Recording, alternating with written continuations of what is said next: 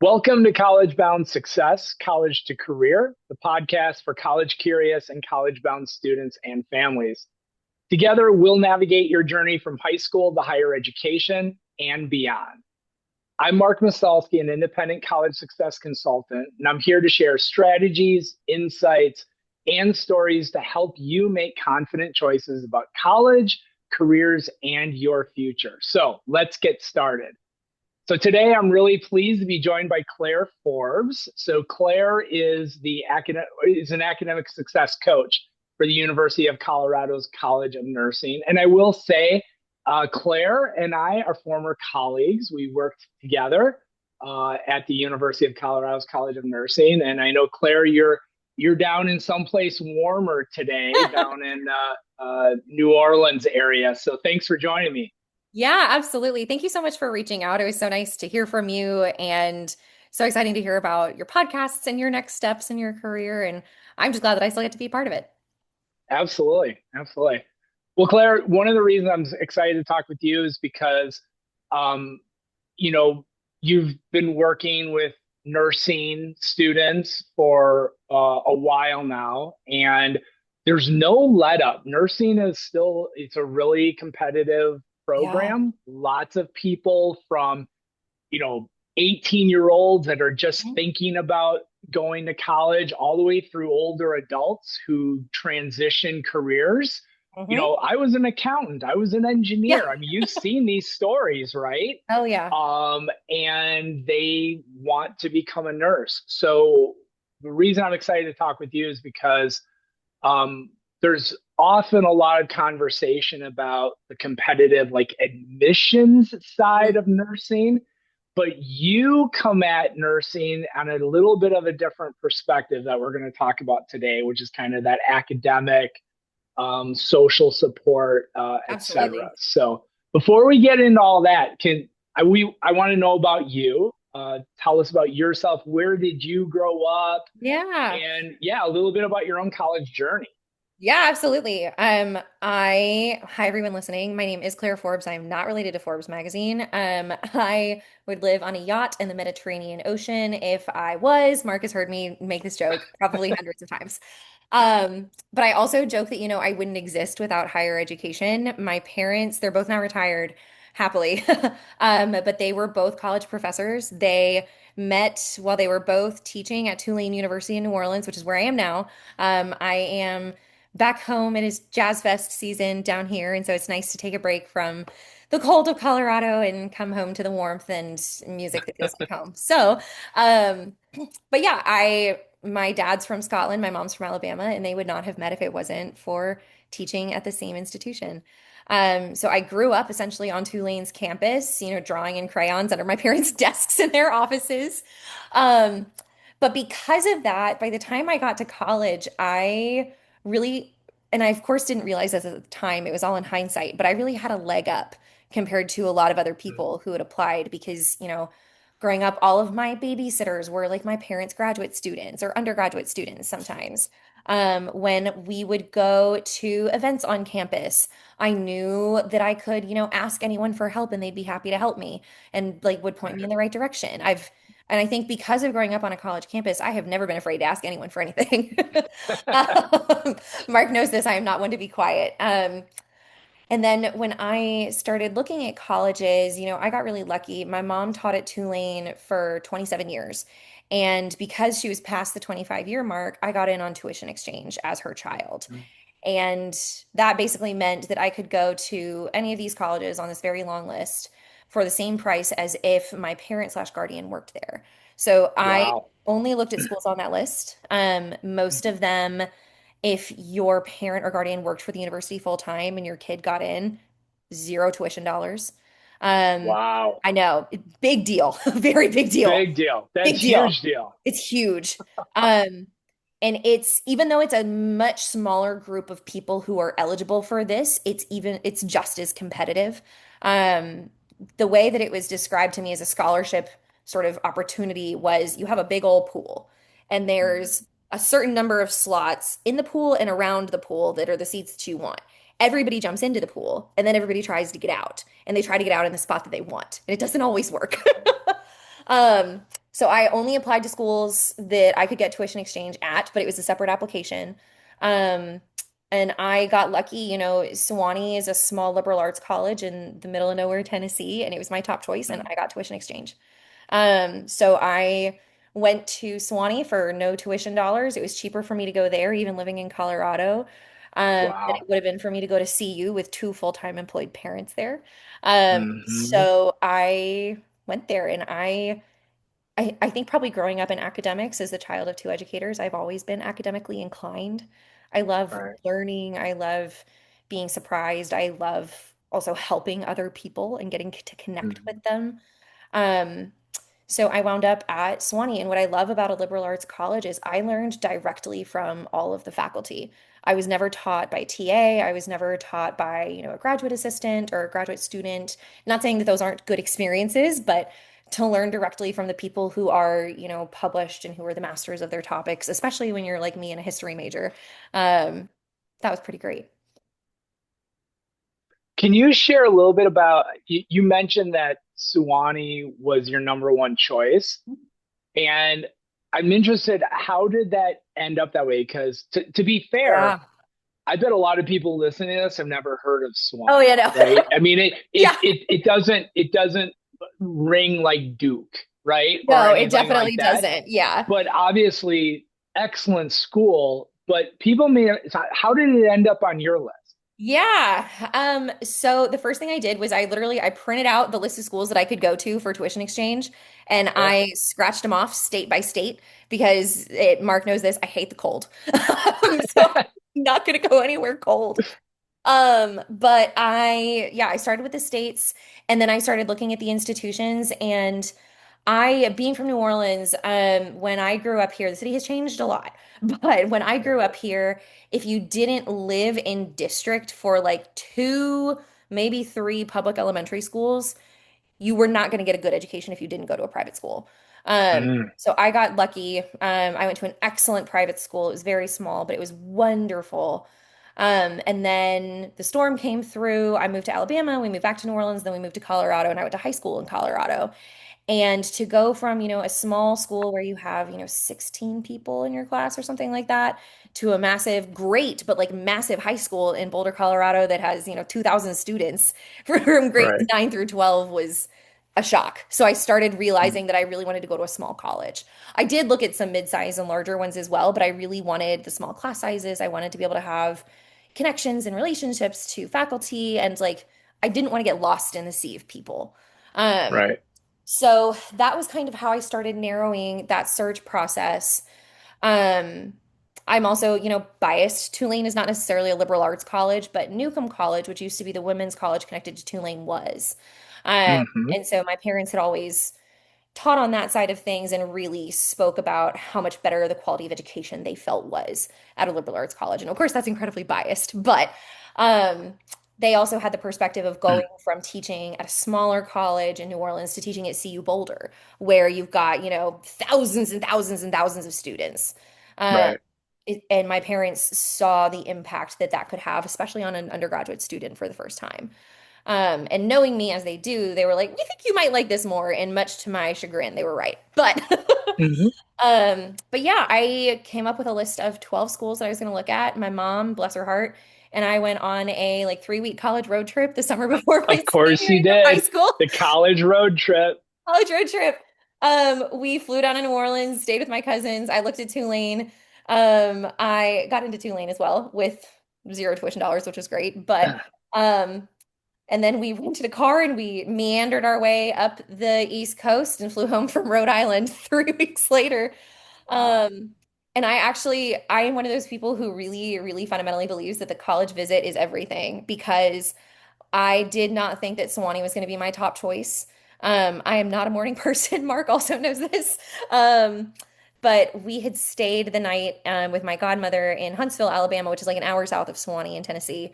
The night before, we had to get up at like 5 a.m. to get to Sewanee to do, our campus tour and everything. So I was not in a good mood. Um, but we got to campus. Everyone was lovely. There's all this gorgeous neo-Gothic architecture. There's sandstone. It's one of the largest college campuses in the country. It's 13,000 acres. 70 miles of hiking trails, waterfalls. It's on the edge of the Cumberland Plateau. It's gorgeous. And the campus serves as a living classroom. And that's Mm, not an experience that you can get everywhere.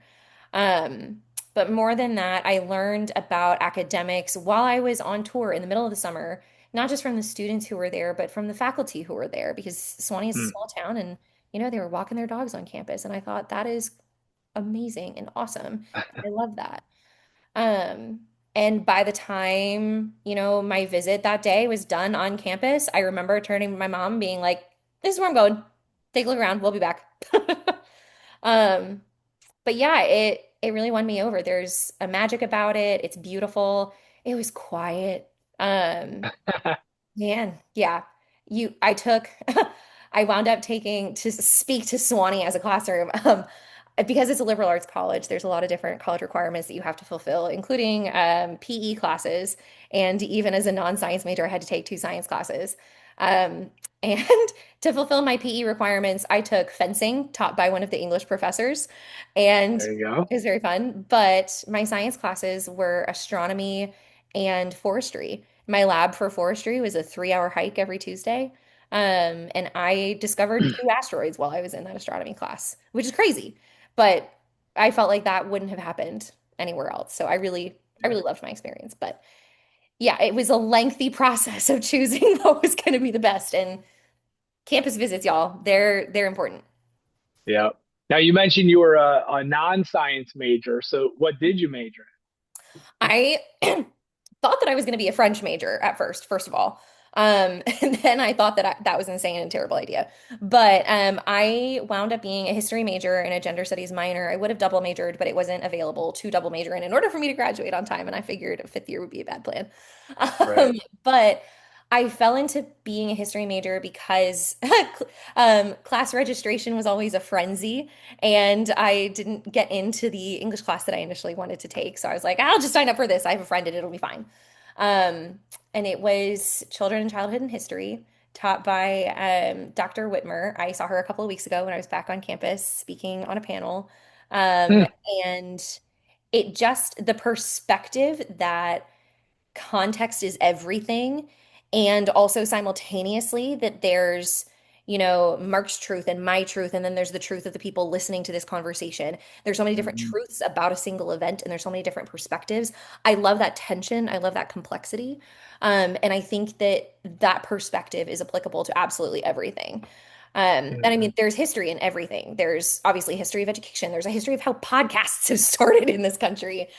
Um, but it also just really informed my perspective for working with people and working with Mhm. families and working in education. Great. Awesome. Well, that's good.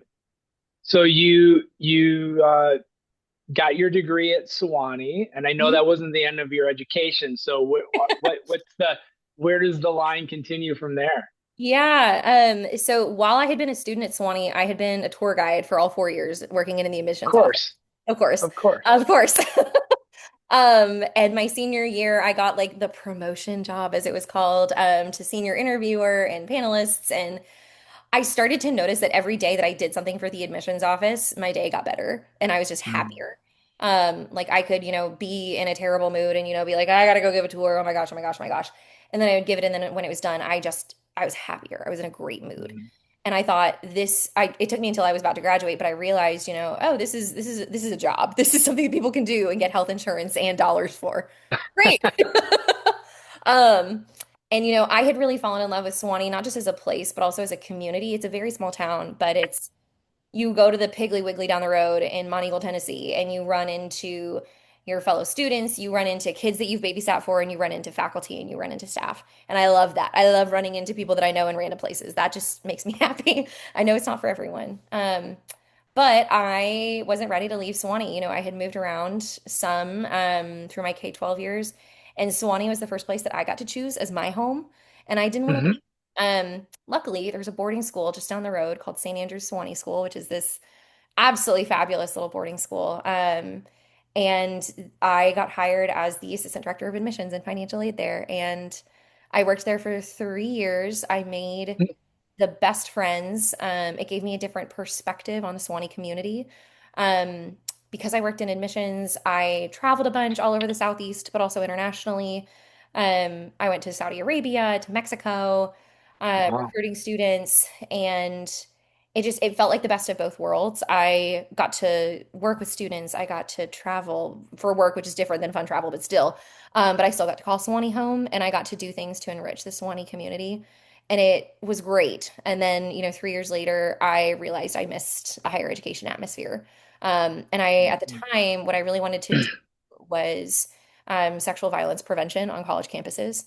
And I needed a master's degree to do that. Um, and I did what you're not supposed to do, which is and having worked in admissions for 3 years at this time, I knew better, but I did it anyway. I found a program at Vanderbilt University for a master's degree in higher education. And I applied and I got in, and I got a scholarship that made it such that I couldn't turn it down. So I went back to Mhm. school. I moved 90 miles up the road, lived in Nashville for 2 years, and got my master's degree in higher education administration. And being who I am and a nerd, I double concentrated in admissions and in student affairs. And I had a really great experience at Vanderbilt. I will say that as a graduate student, I really loved it. I worked in a lot of different jobs. Any graduate students or people who have graduate degrees who listen to this know the hustle is real when you're a grad student and Right. you're an adult and you've got bills. Um, but made great friends. And unfortunately, slash now, I guess fortunately, I'm not really sure, but I finished my master's degree in May of 2020. Um, Mm. and the job market went from the world is your oyster to there are no oysters, pretty much overnight. And I got very lucky with the job that I took.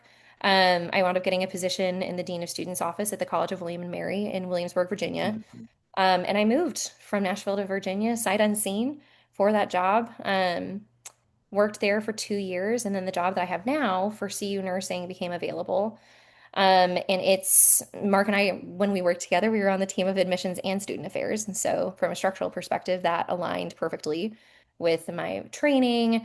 I had been in academic support in the Dean of Students office at William and Mary, and the job that I have now is for an academic success coach. And it was a brand new position. Nobody had ever done that job at CU Nursing. And I love a challenge. I love something new. I love getting to be creative.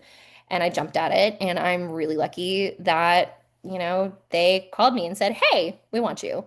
And also, now I live 30, 35 minutes down the road from my parents, which is really nice. So coming back, they definitely had a big piece of that. But it was my first time Mhm. working with nursing students, and it is a different ball game having worked with students at a boarding school, at a liberal arts college, at a mid-sized, private institution and public institution, both of which, don't get me wrong, have like very high academic standards at Vanderbilt and William and Mary, but it is a different ballgame in nursing school. It just is. And from my perspective on my job, I love the challenge and I love helping students through the challenge, but it, Mhm. it is its own separate world. Yeah. Well, no, that's something we have in common, right? That we both found our way into nursing, uh, you know, but we're not nurses. Like we Yeah. didn't go through the education. We've never been a bedside Hmm. RN or anything like that. And like you, I mean, I have such a I mean, love working with nursing students. Oh What yeah. appreciate what they go through for prereqs and Oh my gosh. their programs, and then of Oh course what they yeah. do in their careers. Um, so you stepped into a role that was brand new, which meant Mhm. you got to probably kind of shape it, Oh right? yeah. And create it and give Yeah. feedback like, hey, I know the job description says this or it doesn't say this, but this is what I need to do. So Yeah, that's exactly let's what talk happened. about that. Yeah, let's talk about that. Like, what does that mean Yeah. on a day-to-day basis when you're the academic success coach? Yeah. At the beginning, it meant meeting everyone and talking about what they thought students needed, both Mm, from faculty of undergraduate and graduate students, as well as from students, and being like, hey, what would actually make a difference for you? What do you feel like you were prepared for? What do you feel like you weren't prepared for? What came as a surprise? What were you expecting? So just kind of information gathering at first. And then it became Pretty clear that one, everyone wanted a peer tutoring program, and I was like, great, I'll build one. I got that. I had run one in my previous job, so I was like, I know how to do that. That's easy. But that it can't be the only thing. Um, Right. it also became apparent very quickly. So I was hired specifically to work initially with just undergraduate students. And the thought was that, we have a sort of bridge program at CU Nursing that connects us to three different local community colleges. And the thought initially was that those students, because they're coming fresh from doing their prerequisites, because they usually, have a wide range of ages and experiences, those students might need more academic support. That became untrue. It's not that those students didn't need academic support, it's just they weren't the group that had the highest need. Um, the college was also expecting that graduate students wouldn't need any help from an academic success coach. That proved to be very Mhm. false. Yep. Right. Um, and we also have a 1 year accelerated bachelor's program, and you have to already have had a bachelor's degree to get into that. And the thought process was also that those students who already have a bachelor's degree wouldn't need the help of an academic success They're coach. all set. They've done college. Yeah, they've done college. They know what they're doing. They haven't done nursing school before. So I was hired to maybe serve, like specifically about a third of our undergraduate population. Then it turned into no, no, no, no, no, no. Every single nursing student needs help from academic success. And it's really grown from there. We've got, they're called pre-enrollment programs. So they're academic early start, sort of set you up for success programs that we only do for some of our undergraduate programs, but it starts once you accept your offer of admission and it runs through Mhm. orientation. And it's sort of an onboarding ramp. And it's designed to provide all students, regardless of your background, with the skill sets and a refresh of the knowledge content that you're going to be expected to have when you're day one in nursing school. Not all nursing programs do this. From, my specific profession, we do have a national association, national consortium of nursing academic coaches. There we go. But this is a pretty new sort of niche field within student affairs and within higher education to be specifically for nursing, but it is different than if you're at if you're at a college of arts and sciences or an engineering school or business. And it's different for, I think, a lot of different reasons. But a big part of my job has been listening, learning, providing resources, and creating answers and solutions. And I'm really grateful that, I've gotten to be creative. And I'm really also particularly grateful to have the full support, especially of our faculty, because the job of someone like an academic success coach doesn't exist without, faculty going to you and saying like, "Hey, I've got this student who's really struggling. I think they need some help." Yeah. Yeah. Now I want to at CU at the University of Colorado, you are not a direct entry nursing program. You're Correct. like a 2+2. So Yes. students are doing their prereqs Mhm. at another school. It could be one of those community colleges around Denver or anywhere. Like a Anywhere. Yeah. student can do those prereqs, and then basically they're applying as a transfer Yep. student into your nursing program. So Absolutely. um, based on what you've seen from doing this with so many students, and let's start with undergraduate. Mhm. When like what have you seen where a student might go like, I need to go talk to Claire Forbes, right? Or Yeah. to be fair, it may not be the student that reaches out to you. You get referrals from faculty, Oh yeah. right? Like All of the faculty above. contact you and say, this person, right, Yeah. needs some help. So what Yeah. does that look like? All of the above, man. I think one of the initial sort of, I don't want to say red, but like orange flags that goes up is when an undergraduate student fails the first few exams that they take in nursing school. It is normal. This is going to sound awful to a lot of people, but it is normal to fail your first test of nursing school. Nursing school Hmm. is hard. The testing style is different. I don't care if you went to Harvard for your prerequisites. You have not been taught how to navigate these style of questions. They're all NCLEX style. NCLEX is the exam you have to take in order to become a registered nurse once you finish your nursing bachelor's degree. Yep, Uh, everybody's gonna take it. yeah, everybody's got to take it. It has a specific style of question. And if you are not expressly taught and if you do not practice how to approach that style of question, it can be very confusing, especially when you're taking a test and especially when you're anxious. And there's a lot of tests in nursing school. And Mhm. nursing school has a higher passing bar than the majority of other schools out there. In the undergraduate nursing curriculum, standard sort of like across the nation, you have to have a 74% test taking average or higher in order to pass the class. So some schools will joke, um, like, C's get degrees and things like that. C's don't get degrees in nursing school. C's, if it's because of your testing average, if you have below a 74 testing average, you get kicked out of the program. So the stakes are Mhm. really high. And that kind of pressure on day one definitely impacts how you approach academics. It impacts how you approach a test. It and when you're that level of stress and when you're that heightened, sometimes you just don't process information even if it's right in front of you. So Mhm. when a student is extremely anxious on exams, that's one, a flag. They come and talk to me. Test anxiety is the number one most common thing that I work with It students is through. test Oh anxiety. yeah. Okay. Test taking anxiety, number one, no question. And I would say, maybe like a half step below that is just test taking skills with or without the anxiety. Everybody needs help figuring out Mhm. how to take a test in nursing school. And that's one of the things that I've built into my program and also now orientation. But if you fail multiple tests at the beginning of nursing school, usually you fail like one or two, it's fine. Your testing average works out because you're taking, 10 tests in the class. So like, don't sweat it. But if you fail multiple tests in a row and you're not able to improve your score, that's definitely okay, something's going on and we need to kind of have a conversation and figure it out. So even though I'm not a nurse, I'm very clear. I'm like, okay, there's being able to study and learn the material. And if you have learned and understood the material and the test is the problem, I've got you. We can work on that. That is like the easiest thing to fix, even though it probably doesn't Mhm. feel easy on the student side. Um, if you're not studying in a way that helps you do well on the test, we can also change that. That's like Right. trial and error. That is my bread and butter.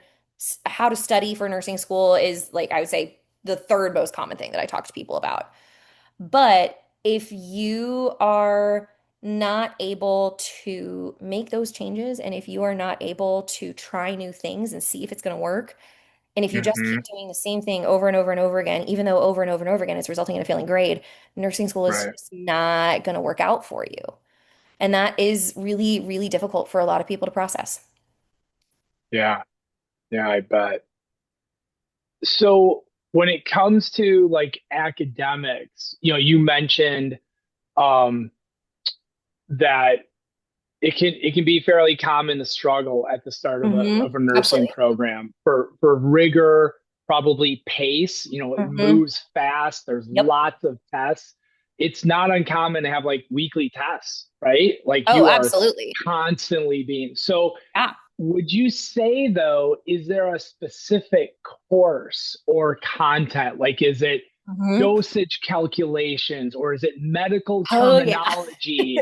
What would you say if I'm an 18-year-old and I'm thinking about this and it's like this is if I can give you the nugget to think about, what have you seen? Yeah, I think dosage calculation is definitely something that scares a lot of people. And the reason it scares them is because you have to get 100% on the dosage calc quizzes in order to pass. And that's just nursing school in general. That's not even necessarily tied to a specific class. And you'll see, Right. I've seen, reels from nurses and stuff like that on social media. And they're talking about that. And they're like, yeah, I did that. That's terrifying. Dosage calculation, spoiler alert, is simple math. If you can do algebra one, you can do dosage calculation. But again, the stress and the pressure and the high bar of passing is what causes people to freak out. Now, I'm terrible at math. Don't come to me for dosage calc help. But um, I have, a team that I work with, a faculty, and my incredible academic success specialist, Emery, but also peer tutors. Nursing students love to help each other out, which I think is really incredible to Hmm. see. But yeah, dosage calc is definitely scary. So if you're looking at nursing school and you're hearing about that, know that it's because of the high passing bar. Pathophysiology is a class that all nursing students everywhere have to take. And the biggest challenge in that course, and the reason I talk with hundreds of students every year about it, is that it feels like there is so much information to the point that you are overwhelmed and you don't have time to absorb it all. And especially at the beginning, it can be really difficult to figure out, like, okay, what do I actually need to know versus what is like a supporting detail and supporting information. Um, Right. and the way I try to explain it to students is, Mark, for you and I, we have backgrounds in education. So if we were to go and get doctorates in education right now, we would have our experience and our prior degrees and our lived experience as former students to rely on. Like we have a knowledge base that we can rely on and pull information from. Mhm. When you start pathophysiology in nursing school, you are at the beginning of nursing school. You do not have prior nursing knowledge. You may have worked as a CNA, you may have worked in hospitals in a variety of things. You may have been sick and have been a patient and have like been cared for by a variety of nurses before, but you have still never been a nursing student. And the knowledge Mhm. base that you have to accumulate from scratch can be really exhausting and really overwhelming. So pathophysiology is definitely a class to look out for going into nursing school, but it's at the beginning and you have a lot of resources for it kind of no matter where you go. But it definitely is one of Yeah. the classes. You mentioned that nursing students tend to be pretty supportive of one another. Mhm. So is one of your strategies to like study groups, like get together, don't try to do this alone. Yes, I think the vast majority of students that I work with wind up forming study groups. And my rule of thumb for a study group is go in and have a plan. Know what you can offer, know what you need help with. Because that way everybody stays like on task, everybody stays focused. And instead of, sitting around and chatting about, whatever TV show you just watched for an hour, you actually are productive with Right. your time. Did you Um, all watch The Pit? Did you see The Oh my Pit? God. Listen, okay. But Mark, okay, one of the pieces of our undergraduate application process for some of our programs is they have to write a spontaneous writing sample. I have seen more spontaneous writing samples linked to the pit in the last year than Really? I have in a long time. And I love it so much. Um, anyway, sorry, sidebar. Um, but yeah, have a plan, go in. Study groups are definitely big. I think at least our faculty are, I've never worked at another school of nursing, so I can't comment on others, but from what I hear from my colleagues, this rings true as well. Mark, you mentioned earlier that, the admissions side of thing, like there's this huge competition. There's, acceptance rates that seem small and you're worried about your chances to get in. Our faculty and our staff do a really good job, I think, of being like, okay, the competition is done. You are here. This is orientation. You have day one of nursing school in a week. You are no longer competitors. You are collaborators. Nursing Mm, is a team sport, is a phrase that you hear all the time. And it starts in nursing school. We've got one of our cohorts of undergraduate students. It's a little bit smaller, but there's absolutely nothing wrong with that. They have all leaned on each other and supported each other in such a beautiful way that they have a 100% pass rate from their first to their second semester. And now it's looking like we're going to have a 100% pass rate for the first year of the program, which is yeah. but yeah, really and truly lean on each other, ask each other for help from an academic and learning perspective. Um, if somebody asks you a question about something that is going to be on a test or about a concept in class, it is beneficial for you to explain your knowledge to someone. That is one of the most helpful ways to study for a test, particularly in nursing school. Now, of course, if you're explaining the wrong information, that's different, but that rarely happens. Um, but yeah, you lean on each other and you work together to get through. And, there have been a handful of students I would say that I've worked with over the last couple of years on the undergrad side who have said, I really prefer to study on my own. And they've said that at the beginning of their program. But then they come to me, a year later and they go, I really tried to study on my own at first and I realized I was making a lot of extra work for myself. And I was also Mm, making myself miserable and I was feeling isolated. Um, yeah. and then, their second or maybe their third semester, they reach out to maybe people in their clinical group or other people in their cohort, and they say, "Can I try studying with you?" And then they Hmm. realize that group studying can be really great. You feel less isolated, you're not alone, and also you still Right. have time to study things on your own. So it's kind Hmm. of the best of both worlds in that. Right. Now I want to switch the perspective because we've all of this has been about undergrad, Hmm. and the undergraduate programs at CU are all in person. Yep. You are going to move to Aurora. You're Yep. doing your clinicals in the area. You're doing your classes, and for those of you listening that don't know, there is a joint program with Fort Lewis College down in Durango, Colorado. But most of their programs are all going to be right up there in the Aurora and Denver area. But Yeah. that's not the case for graduate students, Correct. right? So you and I have worked with hundreds of graduate students, Yeah. and the graduate programs are all online, Yeah. right? You could have Hmm. students. you could have students in Denver, but you might Yeah. have students around the country. Yeah. Not as easy necessarily to share to create, study groups. So Correct. what about for the graduate student? What would you say that you've seen? Yeah. Because you mentioned when you took the job, it was, oh, this is for undergrad. Yeah, the But all grad of a students are sudden all you've seen, fine. yeah, and you and I Lies. know that's not the case. Yeah, so Yeah. let's talk about that. What are you seeing Yeah. on the grad side? On the grad side, I think, especially in nursing, you have to have relevant work experience before you can go to graduate school. You gotta.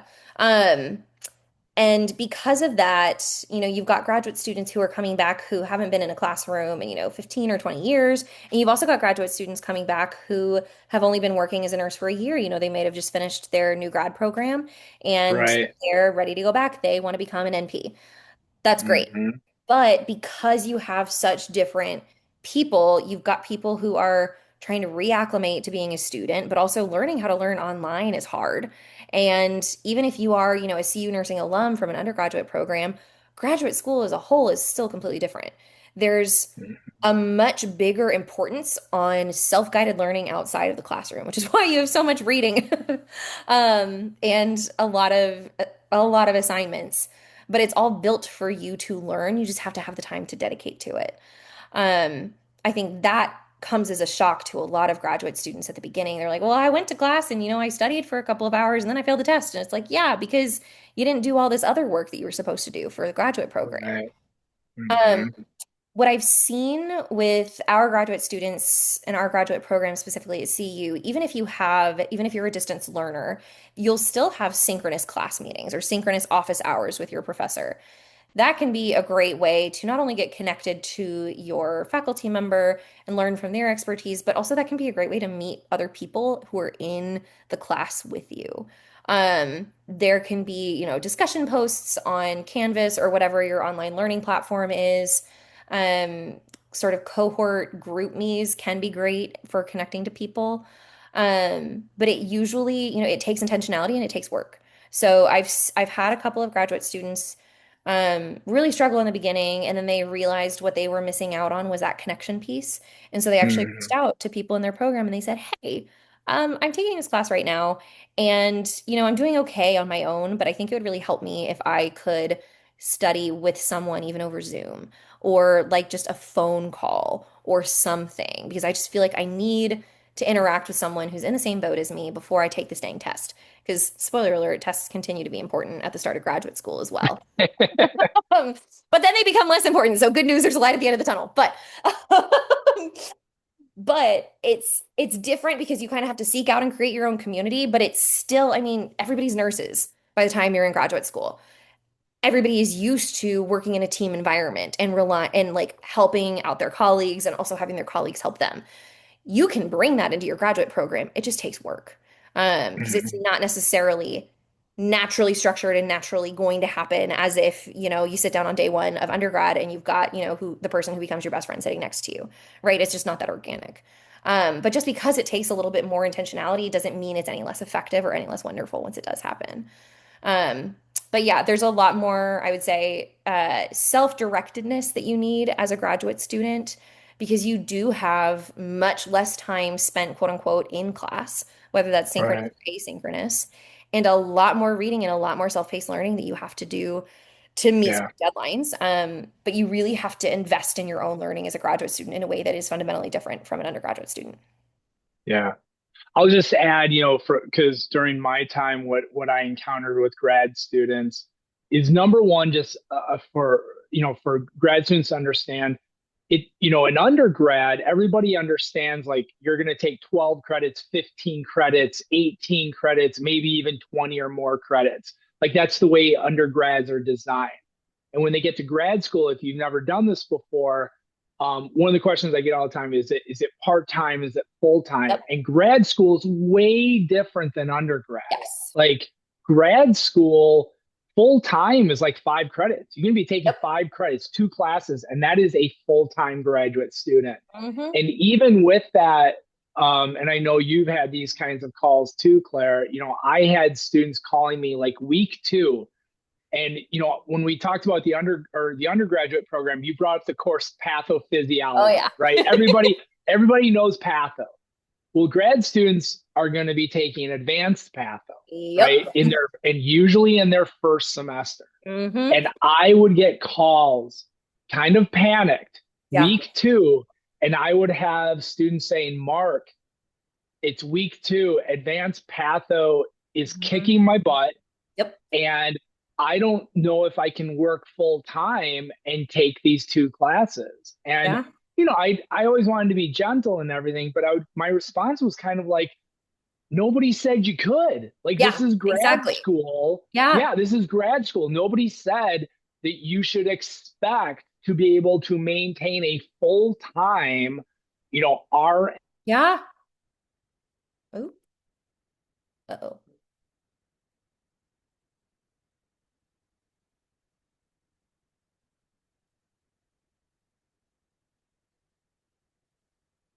number of conversations. Oh, hi there. You just paused for a second. Okay. Yeah, you We're froze. back. I don't know what I Okay. missed, but we're back. Okay. Yeah. No, yeah, I was just talking about that, those calls, but I don't know if I can do work full time and balance Yes. these classes. Like, yeah, like you're in grad school now. Yeah.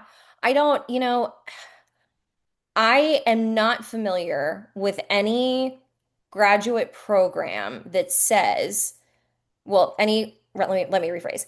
Any graduate program except any graduate program that requires you to take classes in a certain order and in a certain timeline. I have never heard of a graduate program with those requirements that says, yes, you can work full time while you're in this graduate degree. Right. The expectation in law school and in medical school, and I believe in dental school and in PA school is you are not working at all. So why then do we have all of these nursing graduate students who are like, I'm going to work full time while I'm a full time student? No, that is a recipe for disaster. Because you don't have the time. And I will say on the graduate side, one of the other reasons advanced patho is so challenging is because it's the first class where you have to change your mindset. You have gone back to school to learn to be a provider. So you are going from the nursing intervention perspective to the Mhm. provider perspective.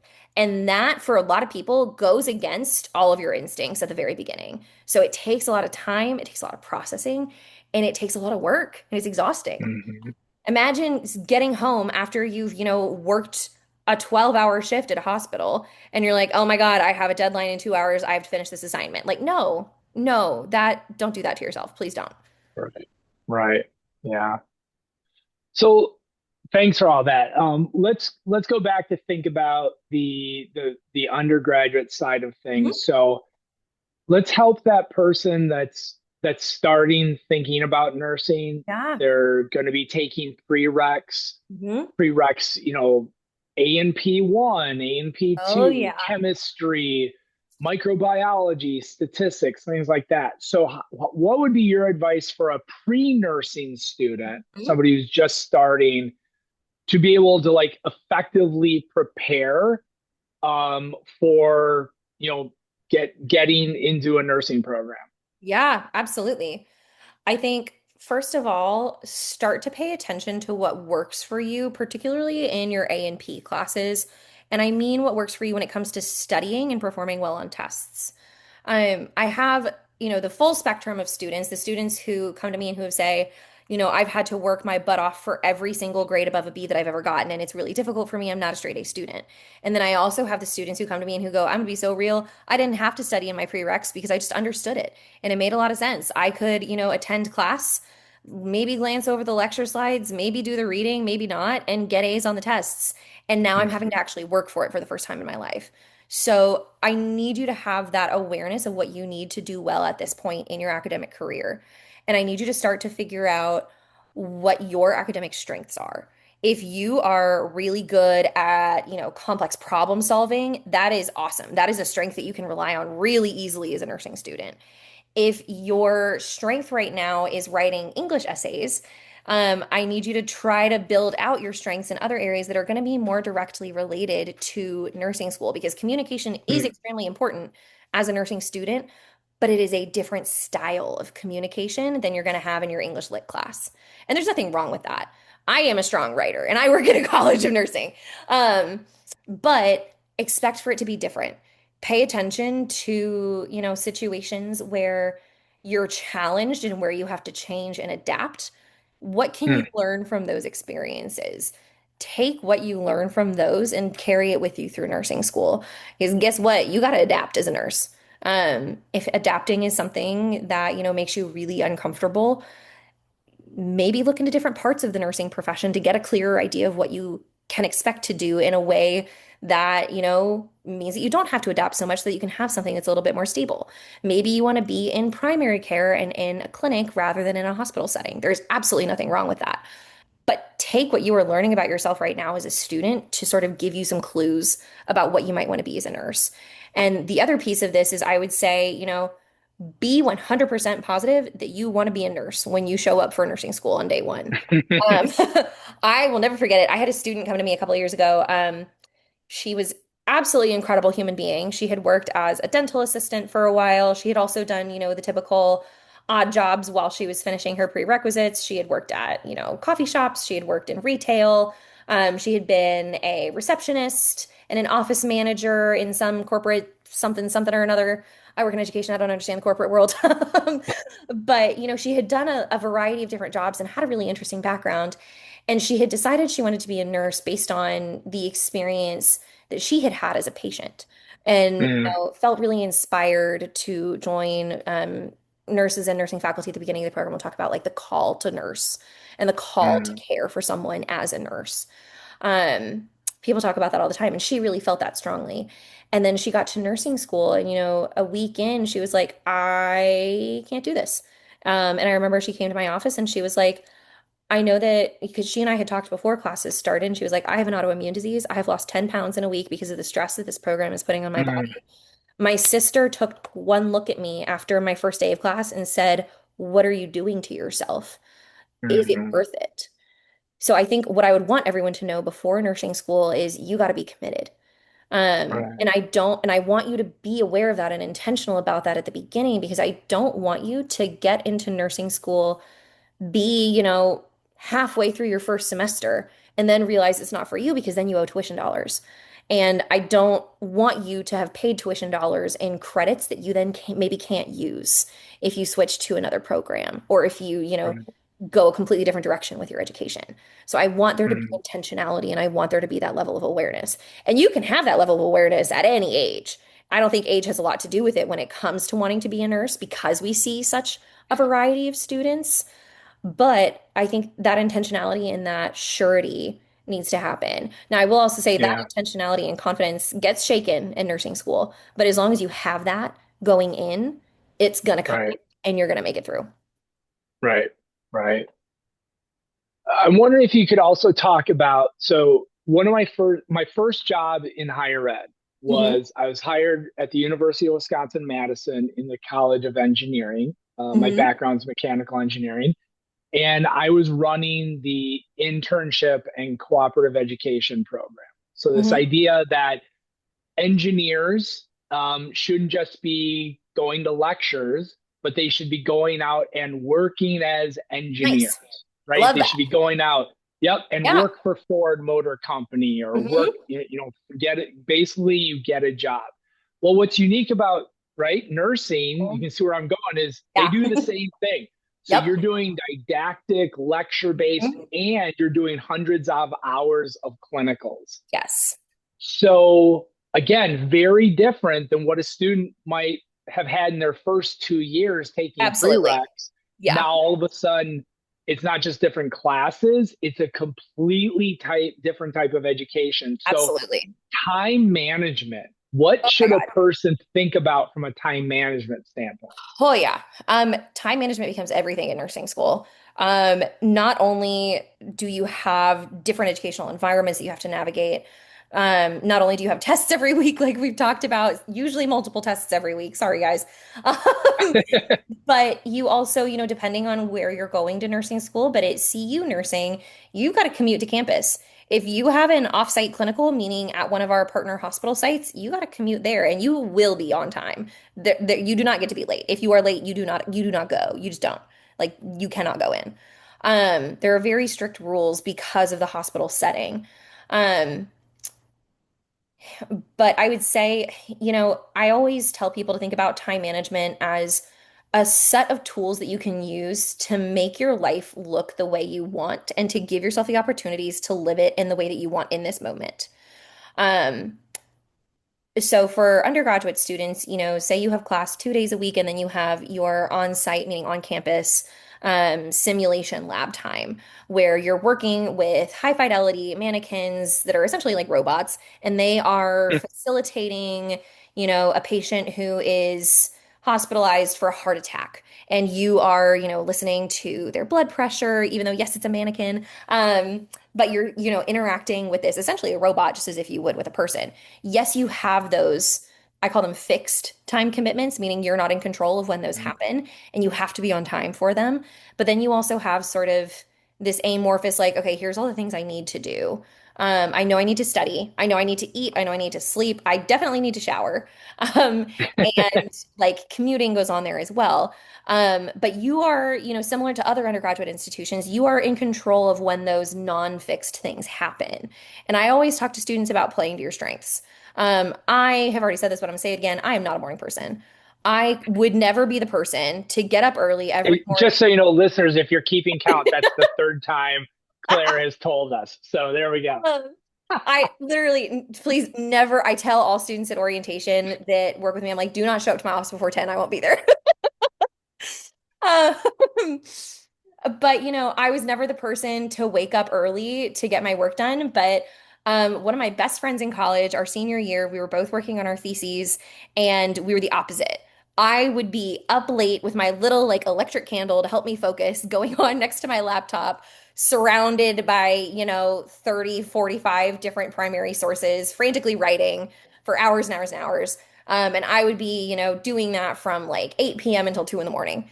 And then my friend was the complete opposite. She would get up usually around like 3:30, 4 in the morning, go straight to the library, get everything done that she wanted to get done during the day, and go to class at 8 a.m.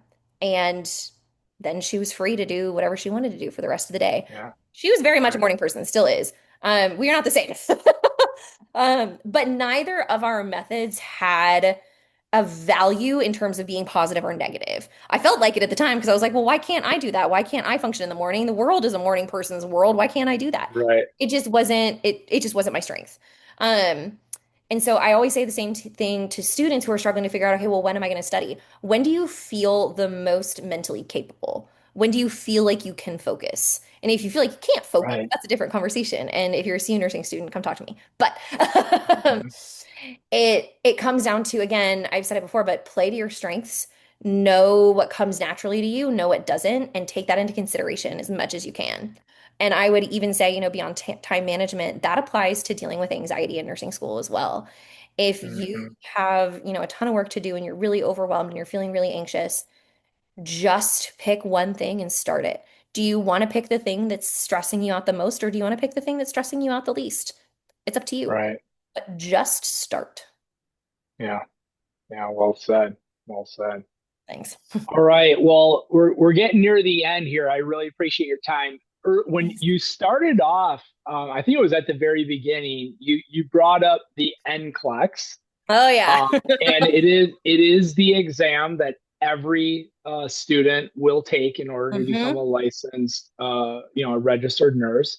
So it's interesting. Last week, I talked with a gal who is graduating from UCLA Nice. next May, May 27, Okay. bachelor's in philosophy, Nice. and she wants to become a nurse. Incredible. So we talked about, she lives in California. We Mhm. talked about the options. Obviously, California it's insane for Yes. nursing. It is probably And the most competitive state to get yeah, into nursing school. exactly. Yeah. So we had a great conversation.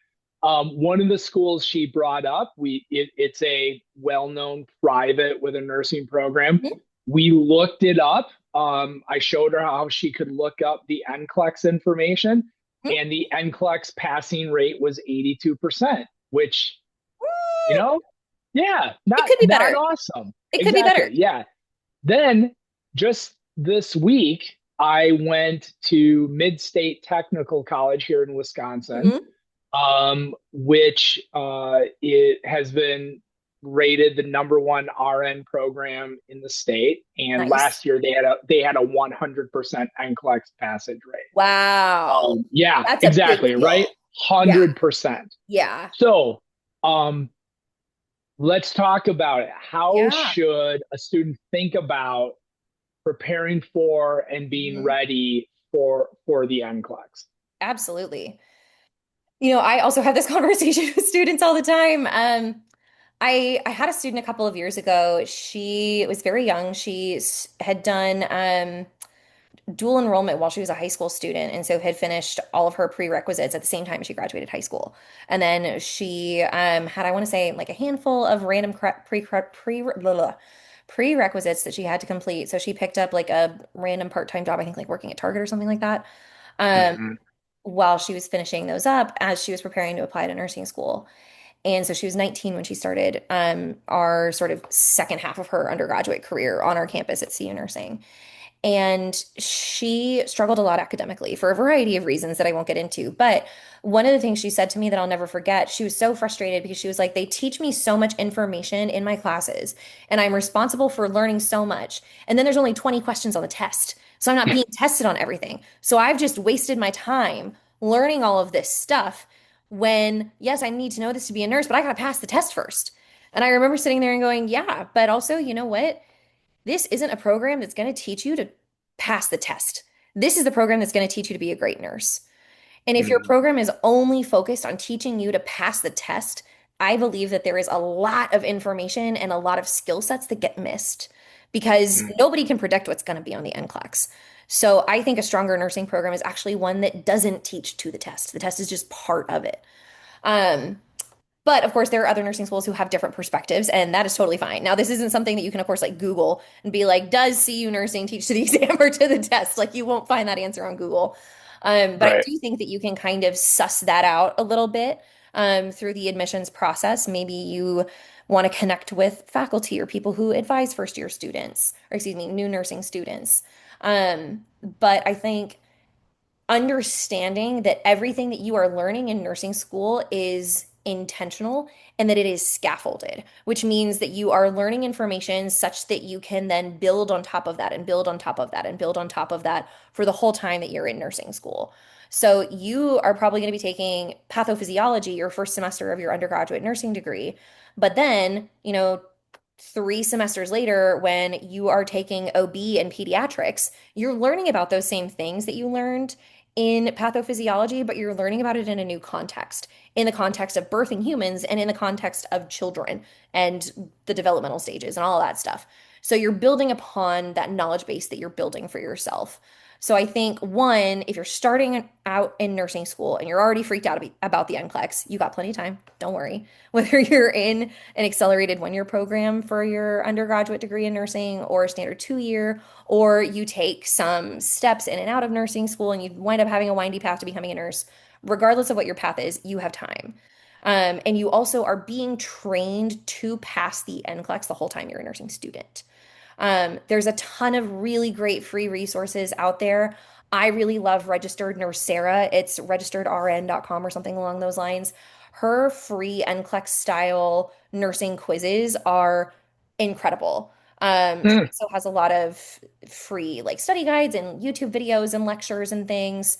But she is absolutely incredible. I would give her a kidney if she ever needed one, for how much her work has helped me in my position and how much it has helped all of my students. So know that there's a ton of resources out there and also know, like, think about how many nurses there are in the world right now, like, even specifically within the context of the United States. Think about how many of those nurses you've interacted with, how many of those people that you know, they passed Hmm. the NCLEX. If they did it, why can't you? Yeah, there you go. Awesome. Awesome piece. Well, before we get to the last question, is there anything that we didn't talk about that you think, oh, we missed this, or anything I didn't ask you? I would just say that if you are thinking about being a nurse and you're in that stage where you're trying to make a decision of if this is your career path or not, I want you to just give yourself a pat on the back isn't the right phrase, but it's coming to mind first right now. But I want you to give yourself at least recognition of what that means because in order to be a nurse, you have to have the drive to want to care for someone on the worst day of their life and potentially on the best day of their life. But definitely you're signing up for some of the worst days of people's lives. And that is not an easy task, and it is not something that everyone can do. And I think shows one of the most beautiful and compassionate sides of humanity that any profession out there can offer. So, one, give yourself credit for that, whether or not you decide to be a nurse, whether or not, you wind up going down that path. That level of compassion and desire to help your fellow human beings is really, really important. And so, no matter where you Hmm. go, hold on to that and don't forget that. Um, and then for those of you who are in the thick of nursing school, keep it up. This isn't for forever. It's for right now, it's for this semester, but where are you going to be a year from now? Where are you going to be 6 months from now? Time changes and you're going to grow along. Yeah. Yeah. So give yourself credit and give Mhm. yourself grace, right? Yeah, absolutely. They're two of Those the both hardest things. things to do, but give yourself credit Yeah. and give yourself grace because you deserve it, even if you can't see it. Awesome. All right, Claire. And then my last question that I always Yeah. ask all of my guests. So, what is one piece of advice you received from a mentor, or a coach, or a friend that you'd like to share with others? Oh man.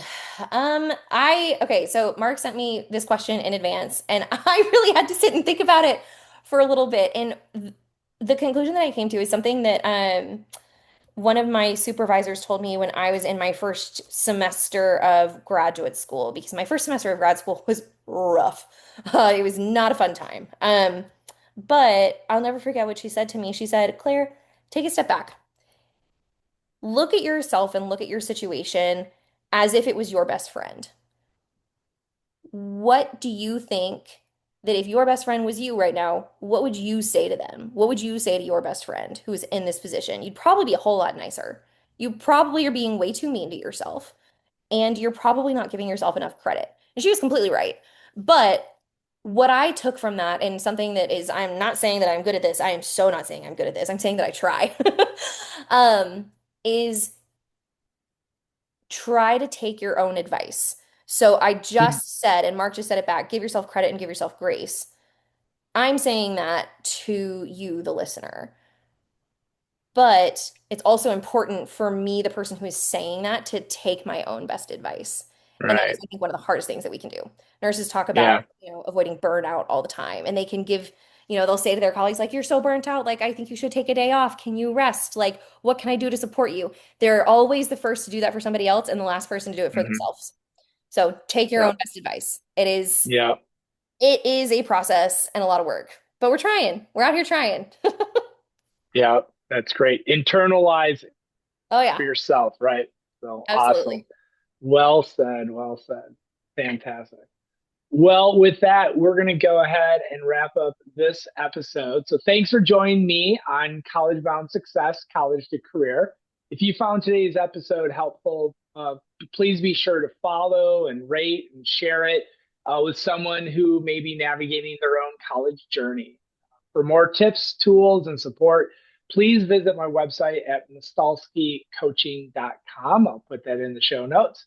And until next time, stay curious, stay confident, and stay boundless. And again, I just want to thank you, Claire, for joining me today and sharing all of your nursing wisdom. Thank you so much for having me. This was a great time. Good luck out there, everybody.